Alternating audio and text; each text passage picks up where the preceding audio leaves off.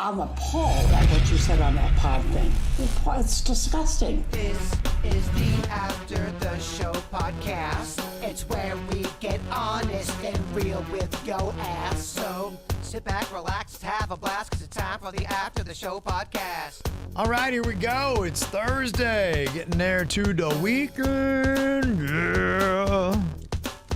Not too far away. You guys got any big plans going on for the weekend? Yeah, I think I do have a couple fun things. My neighbor is having a birthday, so I think we're going to do that. Okay. I have an event on Saturday down at the Schoolhouse Museum in Boynton. A little family fun event. I'm going to bring Rocco too. Oh, that's good stuff. Going to the Maltz Theater at some point. Okay. And then I'm doing brunch at the Breakers on Sunday. Oh, my goodness. Who are you doing that with? My girlfriend that works there and gets discounts. Whoa. Wow. So instead of $185, it would be $145? I don't know how big the discount is, but I'm all about a discount. Yeah, no doubt. Got to be, well, especially when you go to the Breakers, it's got to be about a discount. Yeah, it's a little pricey. It's the best buffet ever. But it's a lot of money. Okay. What about you? What do you got going on this weekend, Bird? I'm finishing up the Snack Pack's first release of our new album. It's called Food Fight, and it's about to be done. And we're looking, if anyone can help us out, we're trying to film a video in a cafeteria. And I know schools are kind of tough to work with sometimes because you're like, what are you doing? You're filming, blah, blah, blah, and there's hours. So if anyone's got an in on a cafeteria, please let me know. We got a fun little project. I think that's going to be fun. And I'm going to need some KVJ Nationers who have kids that want to be in it. Okay. Actors, Fun. kids that want to. What about age group It are you would looking be for? from age, I would say age 8 to 12. 8 to 12. Yep. Okay. All right. There you go. All right. Some fun stuff.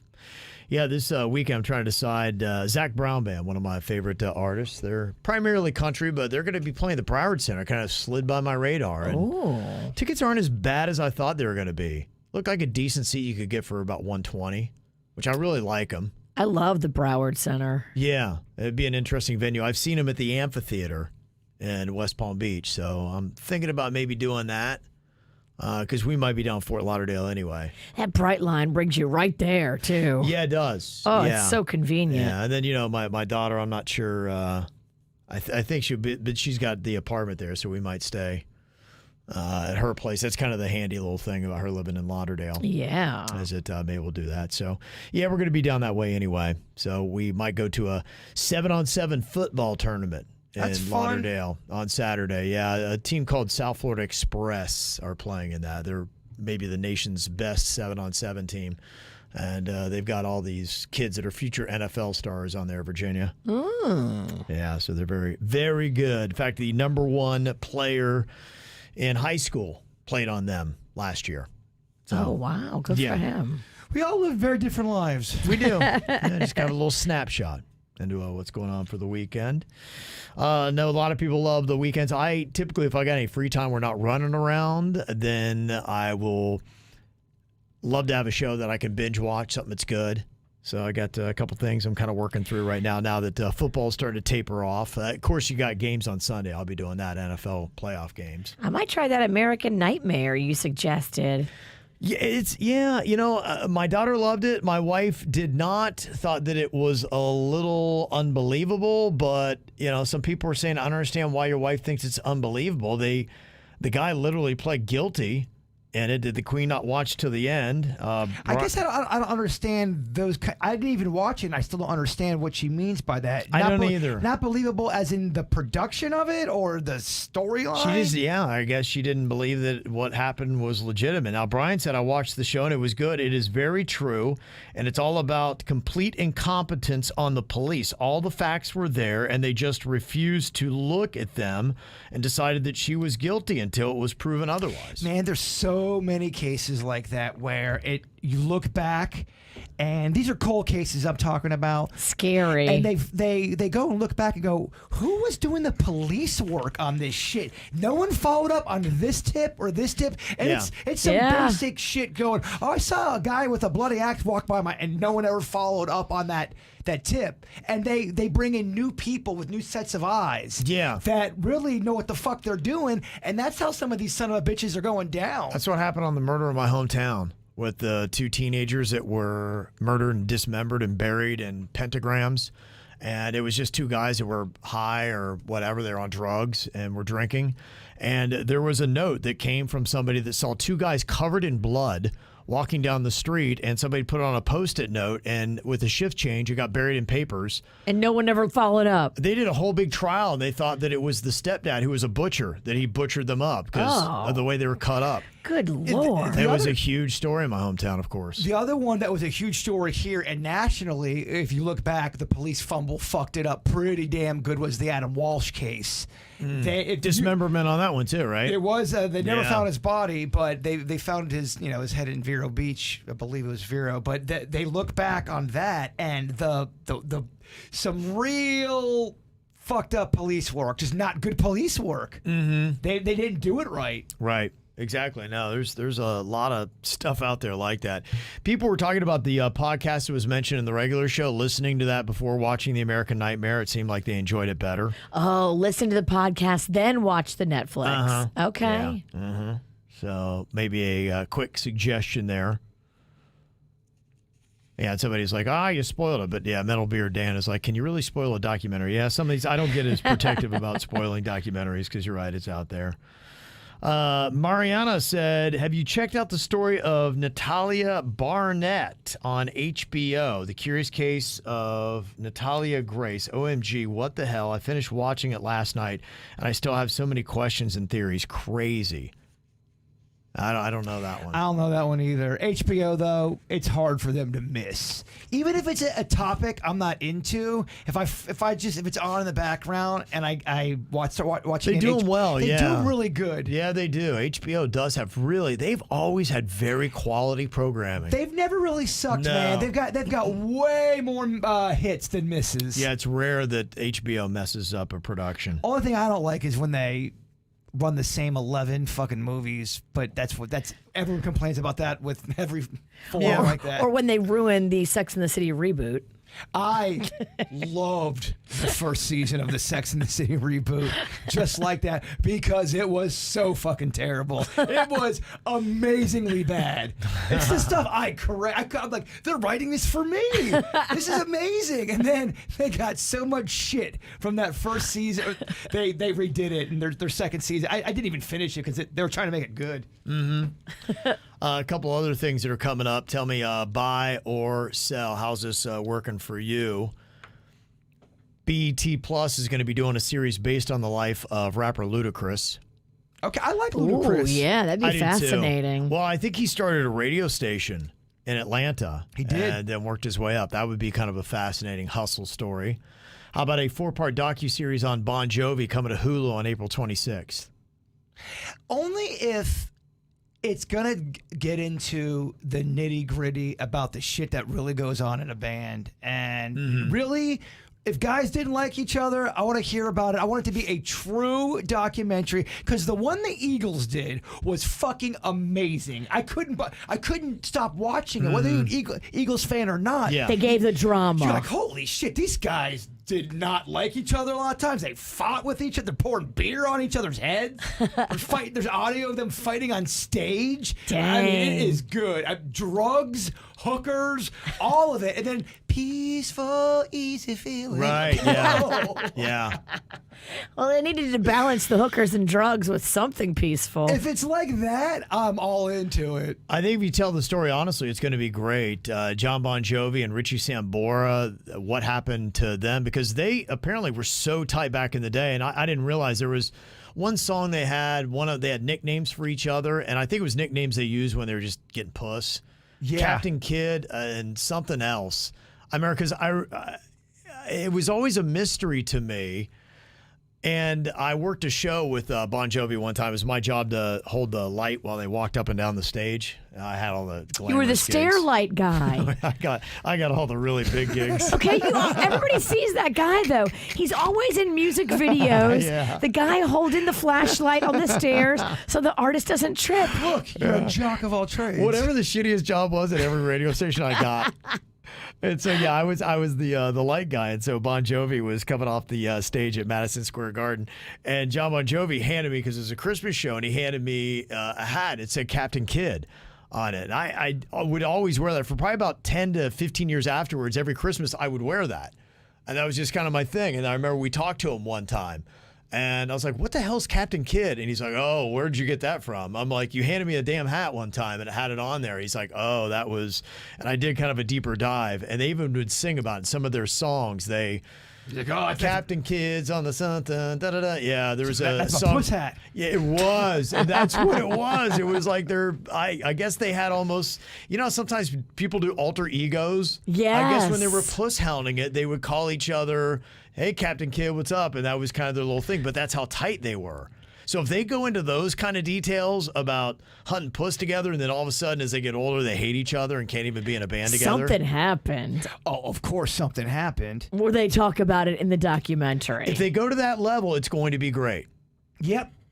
I guess we'll have to see. Don't give us some. But Hulu, didn't they do one other documentary? I think it was the Pam and Tommy, right? And it was kind of it missed the mark. It's kind of like, give us the details. The fact that it's please. Hulu, I kind of am a little bit more, because you talk about how good HBO is. Yes. Right now, I don't hold Hulu to a high standard. I don't think of them highly when it comes to their documentaries now after the Pam and Tommy story. To me, I mean, I don't even really like Kiss's music at all. I maybe like one or two, but the drama behind Kiss and It's how comical. they fucking hate each other. Yeah, it's Another so documentary that I can't.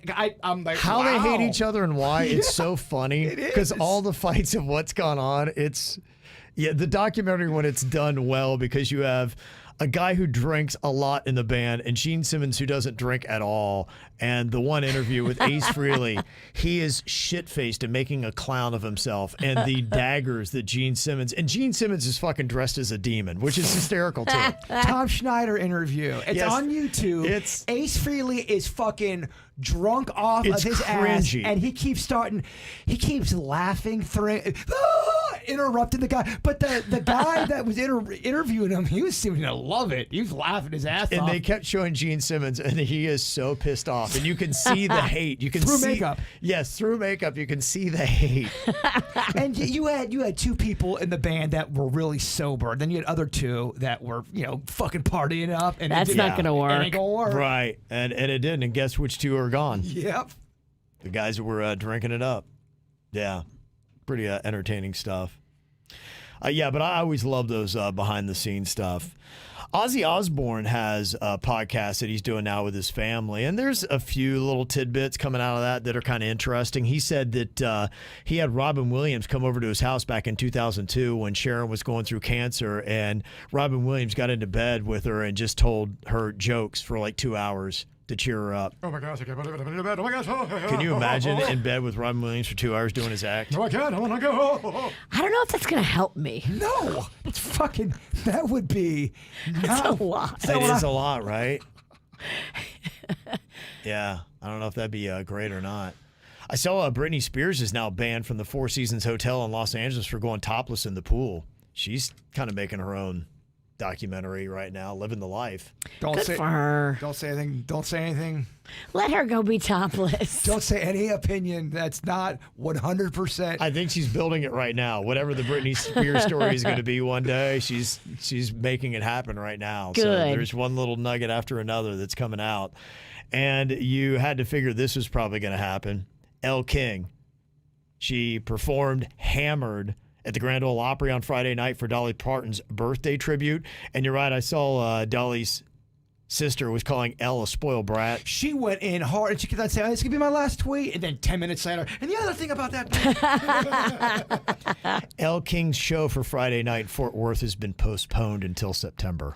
I don't know if Elle King's even made a statement, because I was looking she for hasn't it said a word. yesterday, and I don't think that's the right move. I think she should come out with one. Yeah, I told you it's probably a shut down type situation with Elle King after that on Friday night. Just for it's not a matter of being drunk on stage. It's where you did it, how you did it, and To whom you did it. yes, and we have to go into massive damage control. And she's got people. When I got to meet her backstage, she's got basically an attendant that I was talking to her because I said, what's life like? What do you do? And she's like, well, I'm always traveling with Elle. And she would get Elle drinks. She would make sure she had the outfits laid out. She would just walk her through that. So that was my thought, thinking, boy, that poor girl must be tired, because it was a lot. The right move would be her immediately going into rehab, making that the big PR statement, her going into rehab, her doing the work, and then everyone, that kind of, and then hug the cactus, say I was wrong. There's so many. You go all the way back to classic country, and it was all about, I think it was Hank Williams that almost drank himself to death. I think that was kind of his thing. And boozing and all that stuff, hard living, Johnny Cash, all that kind of stuff so they would understand it. But you're right, she has to go on the rehabilitation tour, and I think that's the first step. Postponing the show till September, that's telling me that they probably have Elle in rehab right now. I think the more the drinking and all, I saw people saying, well, they wouldn't get mad at a man who was drinking. That's not what it was. It was they saw it as, I think people would have been fine with her being drunk. I think they would have been fine with her swearing a little bit. They thought the whole thing was sad and disrespectful. At the Grand Ole Opry, it's like sacred ground. Well, but the thing you got to keep in mind too with that is broadcast on AM radio. Yeah, exactly. That's the element of when you perform at the Opry, you can't swear. That's the first thing. It's on AM, so it's old fuckers. And you can't even call them old fuckers. Right. But old fuckers that respect and love country, that type of and entertainment, the Opry, yes, and the whole institution. What you do. I know the country crowd's got we drink and we say fuck every now and then, but I mean, to your point, that Grand Ole Opry kind of audience and just the respect for that, they're wholesome people. Many pearls rolling over in her grave. They are wholesome people. No, absolutely, yeah. They don't go, because I mean, keep in mind, it's beamed to small towns in the South. Right. That's who's listening to that on the AM. They don't want to hear that kind of crap coming out of Elle King. Also, people don't like to see people who are younger not respecting, right? Especially country. That genre is all about paying respect to your elderly and talking about the ones that came before you. It's a tough genre to get into, because they do. They look for frauds and phonies. And look, Elle King came from alternative. She was more rock, and then somehow kind of slid into it. It looked like they were starting to accept her, and then she does that. So, where her career is after this whole thing, who knows? She takes the right move, she'll be okay, but I think. But, I was definitely a strike against her. There's some other stuff behind-the-scenes music that I find to be fascinating. The behind-the-scenes of We Are the World, they're kind of breaking it all down. I had seen today, as they were talking about now, people saying how it all came together. Apparently, Prince was invited to be a part of it. And you think about it, I mean, how big was he in 1984? He requested a room for himself to do a guitar solo. That's what he wanted to do on it. And they apparently wouldn't give it to him. He was asked by his drummer, Sheila E., who was asked by the producer. And she said, I didn't think Prince would do it because there's so many people. Prince didn't like being in a room with a lot of people. And that's what it was. So he wasn't down with that. When they wouldn't, I get it. When they wouldn't give him his own studio, he was like, nah, fuck that. So they gave his part to Huey Lewis. When you see what Huey Lewis sang, that should have been Prince singing that part. Wow. Yeah. So I thought that was rather interesting. And Madonna was just popping at the time, and they were making a case to try to get Madonna. But the producer who put it all together, he's like, who is this? I don't even know. She's got like one song, because I guess Like a Virgin hadn't really hit yet. Oh, wow. And, because keep in mind, that was 1984 when they were putting this together. And he's like, nah, let's Cyndi Lauper, go with her. So, And it was awesome. Yeah, so the Cyndi Lauper part would have been Madonna's part had they have made a different call. It was the right call to keep Cyndi Lauper. There's a thing on YouTube where it shows Cyndi Lauper working out her parts. First of all, Cyndi Lauper's adorable. I love her. Yeah. And so unique with that voice and how she hits those notes in that song. And extremely talented. And at one point, she was a major force in the music industry. No People doubt. still talk about her as a 83 legend. to 84, the She Bop and all that. But Huge. It's that part Time after time. on YouTube. It's very fun to watch and to see how they worked all that out. It's very cool. Yeah, no, it really is. And then I saw that Lionel Richie, they were asking him, saying, hey, what if they did a We Are the World today? There are still global issues you could do. And he said that he did not think that it would work because the artists today, too many of them sound the same. They did it. We Are the World too. They did. And it was... That was, what, 10, 15 years ago? Yeah, about that, yes. He's saying today, and I guess he's talking about, what, Lady Gaga, Dua Lipa? Who else would you be talking about that would be the current hot artists? Do you agree with that everybody sounds the same and you wouldn't have the voice distinctions like what you... I mean, you did have, because you had Bruce Springsteen and Michael Jackson, and you had a lot of different sounding voices. You could tell who is who in the original We Are the World. He might be meaning that the songs... Hey, look, man, they are. The song structures and chords are pretty much the same on pop music. They're about 4 chords, and they don't really interchange too much. And he might be saying I think his critique is that they're all trying to sound the same. Yeah. We live in the time of the American Idol polished voice. Your Tom Petty's and all that. Well, you look at dance especially. How many dance songs have they just thrown in, hey, let's go find a girl that sounds like a girl?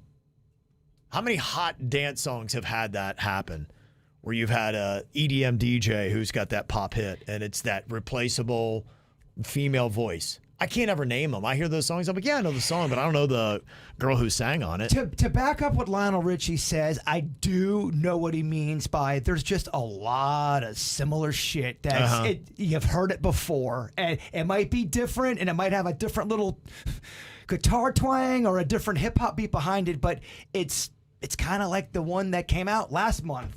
I know what he's talking about. Yeah, okay. Us old people know what yeah. You got it. Okay. But to your point, yes, there are enough unique voices for a We Are the World to where you could absolutely do it.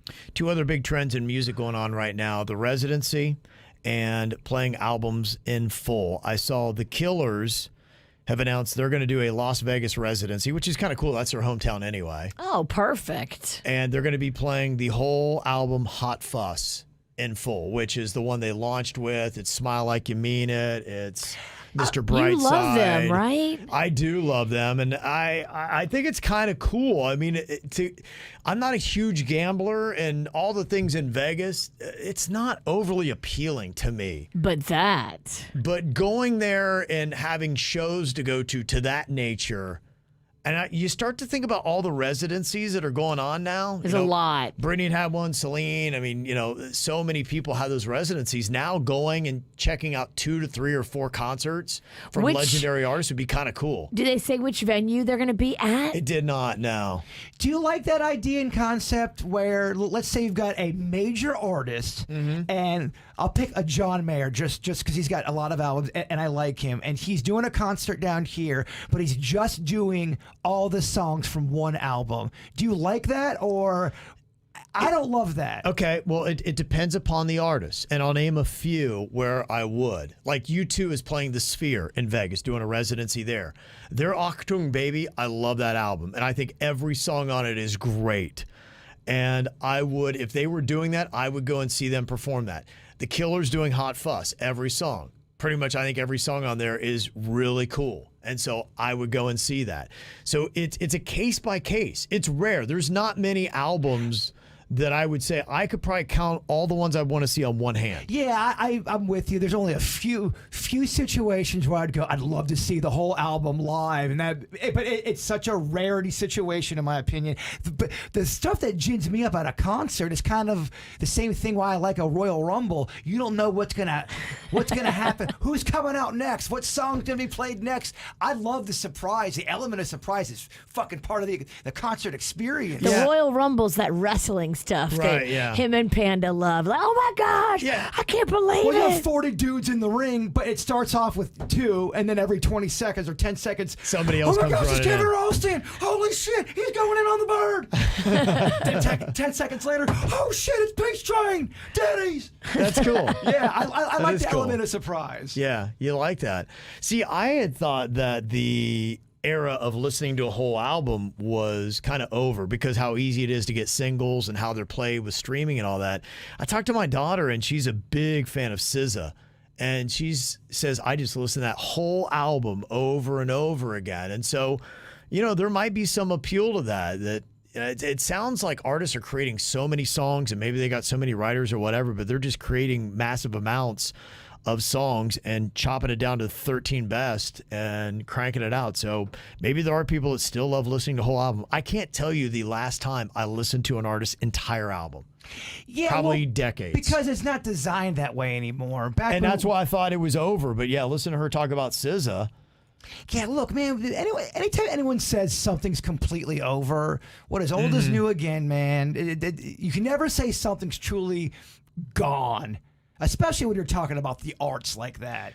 People, you gotta... But there are some things that I think technology has killed or at least put on life support. And I thought that listening to the whole album was one of those type things. And maybe it's not, because she talked about the new Drake album. She listens to that whole thing all the way through. Well, if an artist got 10 to 12 banger songs on an album, you're going to listen to that whole fucking album. Yeah, and I guess if you just really love their style, like SZA is really cool. If you are in a mood, and I see so many playlists on Spotify now are based on moods. It's not even genres anymore. If you want to have chill Saturday morning, I got a cup of coffee and I'm looking at the ocean, and it's a playlist, And so you could have every different genre of music in that if it fits a vibe.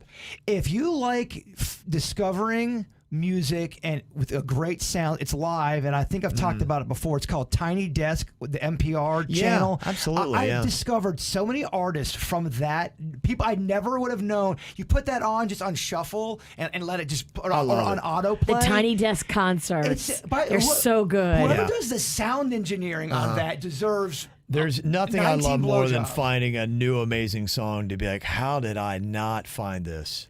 Yeah, it's very cool. Yeah, it really is. Love doing that.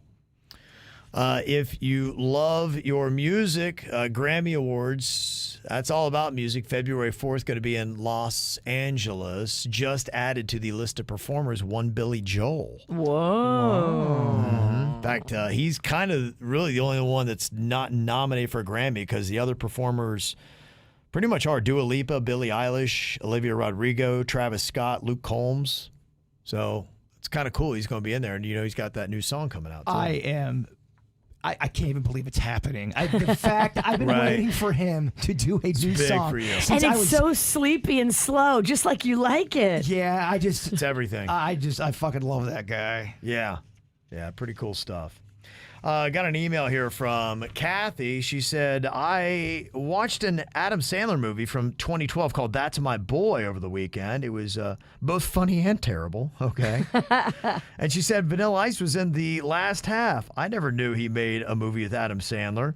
You need to talk to him about it next time he's on the show, unless you've already done so. Yeah, I think we mentioned that. Yeah, he and Adam Sandler are friends in real life. Adam had him in that movie, and then he's been in a few Adam Sandler movies, and then I know they'll hang out because Adam's got a house in Boca, and so they'll meet up every now and then, do lunch or whatever. We interviewed Ice when that was going on about that. Yeah, right. So so they are. It's kind of cool. They do hang, and I know Adam Sandler was picked for likable celebrities, and he sounds like he is just that dude, down to earth and cool with awesome. everybody. Yeah, Sandler. Yeah.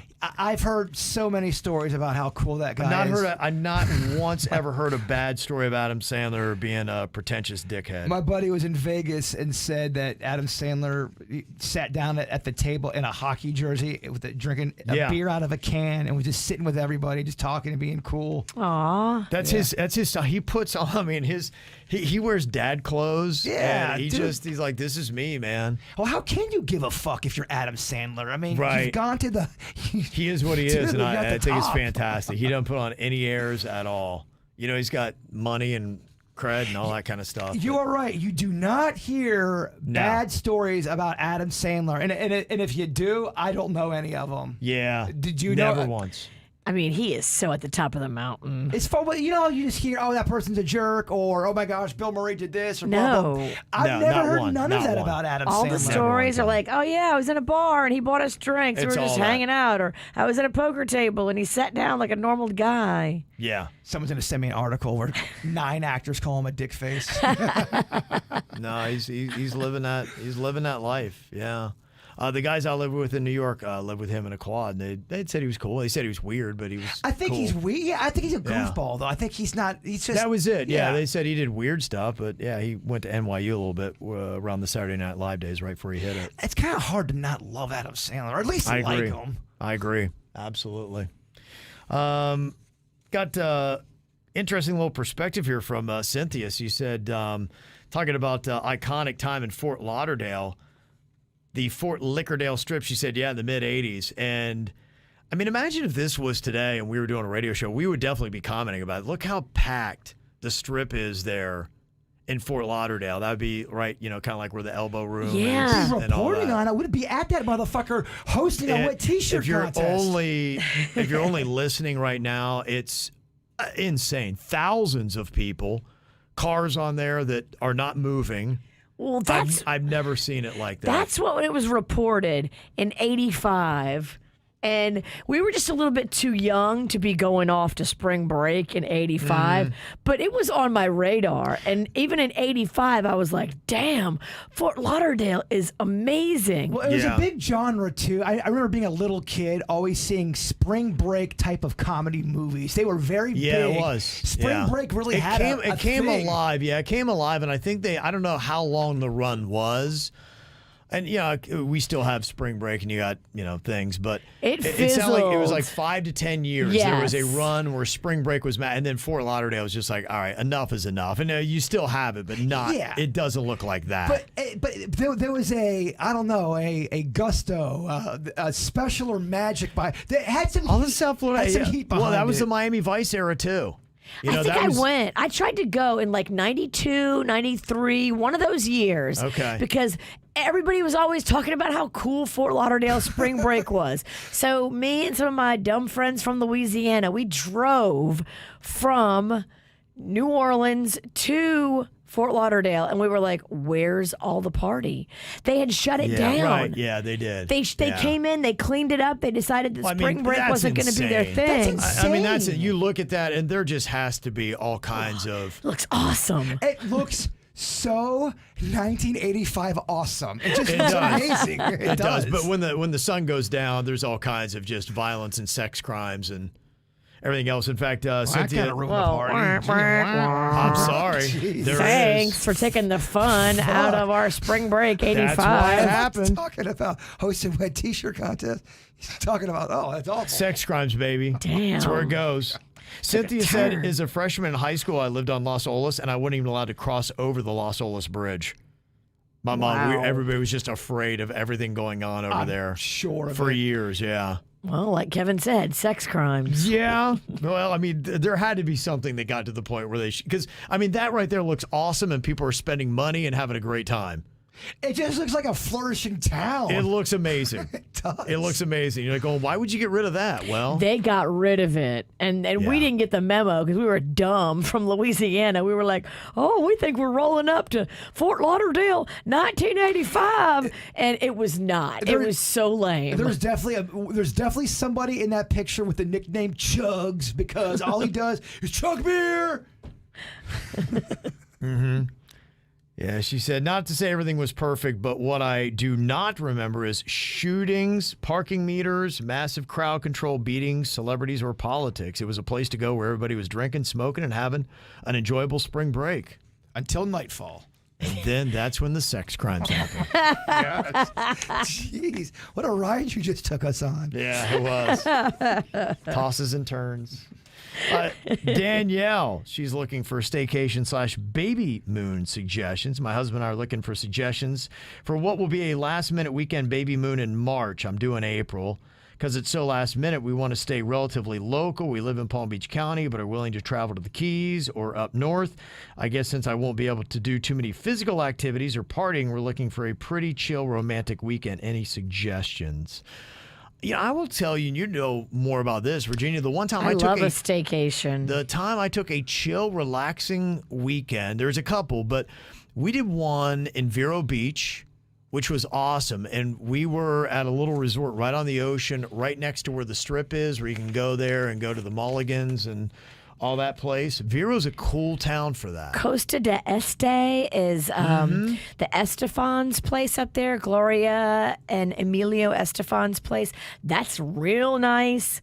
My friends from Ocean Properties, they did the Hutchinson Shores Resort remodel. Yep. That place is amazing. The food, the restaurant, the decor, the pools, the everything, the rooms, it really is nice. So that would, without knowing everything extensively, but if you want quiet and chill and romantic, that's where I would go, because I think you'll get more bang for your buck as well. I agree. If you want chill, quiet, romantic, go north. PGA National, they did a wonderful revamp of their restaurants. Their formerly iBar space is now so nice. That's a beautiful staycation. And then you have a bunch of stuff you can do to spa. They got tennis. They got all kinds of fun. Multiple. Yeah.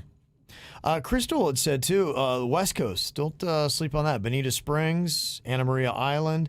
They do have some nice places. I don't know how far you want to drive, but if you're willing to go to the Keys, then, yeah, you can. Even like the Sarasota area, Lido Beach, and some of those little spots, we had really good times on it. It's very chill and awesome. You won't be overwhelmed with that Fort Lauderdale scene that we just saw.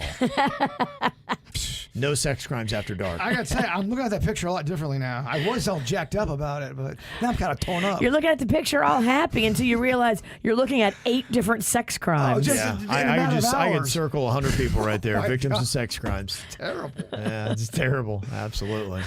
So just a few ideas there for you. All right, well, if you got anything, want to get a little perspective on, appreciate all your emails. Mail at kvjshow.com. Got a big old weekend. Gonna be starting tomorrow right here. We'll see you here and then. Goodbye.